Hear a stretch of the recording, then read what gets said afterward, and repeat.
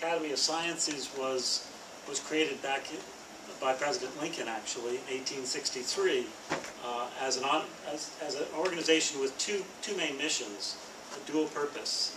One was as an honorific society to honor the nation's greatest scientists, but also with this advisory capacity.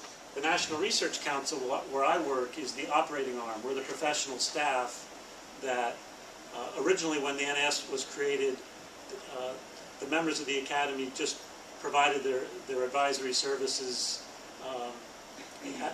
as members. And it didn't take too long for that, the demands on that to outgrow what could be done in an entirely volunteer capacity, and just using the members of the academies. So these days, the National Research Council allows us to convene the world's experts on whatever topic we're asked to address, and they need not be members of the Academy. We try very hard to have at least a few members of the Academy on each of our committees, but many of the committee members who serve in our committees and panels are not members of the Academy. What we are, I've talked about, we're advisors to the nation on science, engineering, and medicine. We're independent. We're not part of the federal government. We try very hard to be objective, and we're nonprofit, nonpartisan. We work very hard to ensure the balance of our committees when we put them together.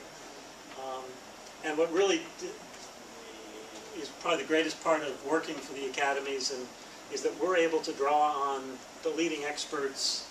You know, when we're asked to carry out a task, we call up the phone, and it's amazing how the community, you know, the greatest scientists and engineers in the nation and the world are willing to drop whatever they were doing the day before and agree to serve on our committees.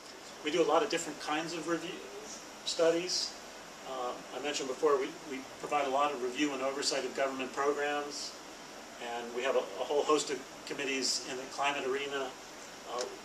One that just recently got started is the Committee on Advice to the U.S. Global Change Research Program, and the name explains it all. We do a lot of peer reviews of government documents. An example from about 8 or 9 years ago was a committee reviewing the U.S. Climate Change Science Program strategic plans. We weigh in on regulatory issues. Again, we don't provide advice on regulations themselves, but we will assess the implications or the cost implications of various regulatory issues. A report that was released recently looked at the economic and environmental impacts of increased biofuel production with the Renewable Fuel Standard. We also do a lot of work related to environmental health, environmental issues, and future directions of research. So another area, and an area that we're moving more into in the future, is informing decisions.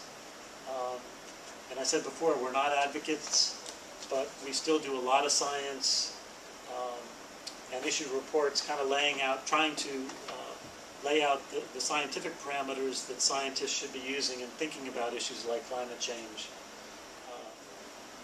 And the last kind of area that we've been working on that I thought would be of interest to you is communications, and it's something we've been putting more and more effort in recent years. You've got an example of one of these booklets. Traditionally, the academies focus most of our efforts on the policymaking community and, you know, the DC program managers and the DC crowd. But this is one of our first attempts in the climate arena in just providing a more usable, reader-friendly summary. And we base this on a whole suite of reports we've done over the years. And so this is my last slide, just where you can get information. You know, we have a number of websites. The main Academy website lists all the news and public information. The Academy's press is where you can order books. And our division actually has a website where you can sign up and choose your topic. And if you're interested in climate change, you can choose climate change and then be notified anytime we have a new study that gets underway, or a new report comes out, or a meeting happens, and you automatically get an email And you could do that for oceans and nuclear waste disposal and, you know, whatever topics you're interested in.